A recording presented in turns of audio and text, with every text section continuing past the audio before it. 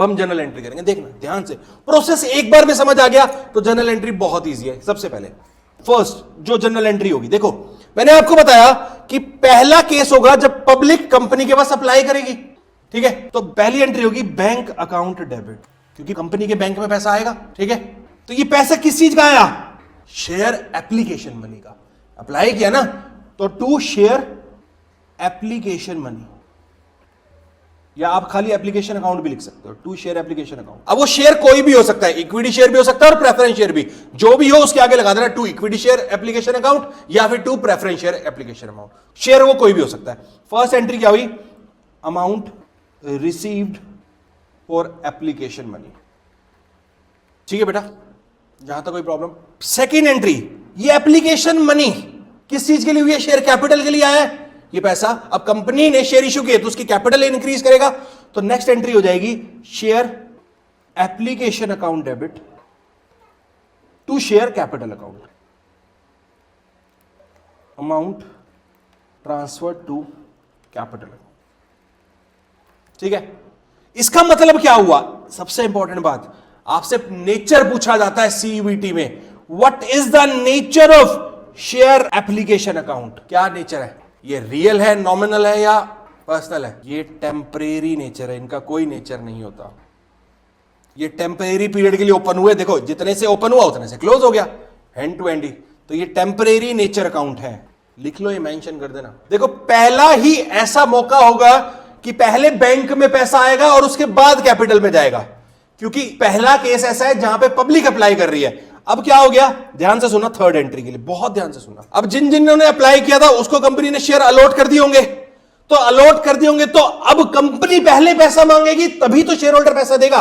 तो third entry होती है share allotment account debit to share capital account, amount due for allotment money. अब हमने अमाउंट ड्यू कर दिया, शेयर होल्डर को बोल दिया अलॉटमेंट का पैसा दे दो, ठीक है। शेयर होल्डर से मांगा तो फोर्थ एंट्री में पैसा मिलेगा, bank account debit to share allotment account, ठीक है, अमाउंट रिसीव्ड फॉर अलॉटमेंट। इसके बाद कॉल्स आएंगी, मैंने आपको प्रोसेस बताया, prospectus, application, allotment and calls. अब कंपनी क्या करती है? टुकड़ों में पैसा मांग रही है, तो पहले उसने एप्लीकेशन का पैसा लिया, फिर अलॉटमेंट का पैसा लिया, फिर वो कॉल का। अब वो फर्स्ट कॉल में भी पूरा ले सकती है, फर्स्ट और सेकंड में भी ले सकती है, एंड सो ऑन। तो मैं अज्यूम कर रहा हूं एटलीस्ट 2 कॉल्स हो रही है, तो फिफ्थ एंट्री होगी, फिर कंपनी ड्यू करेगी कॉल का पैसा। तो share first call account debit to share capital account.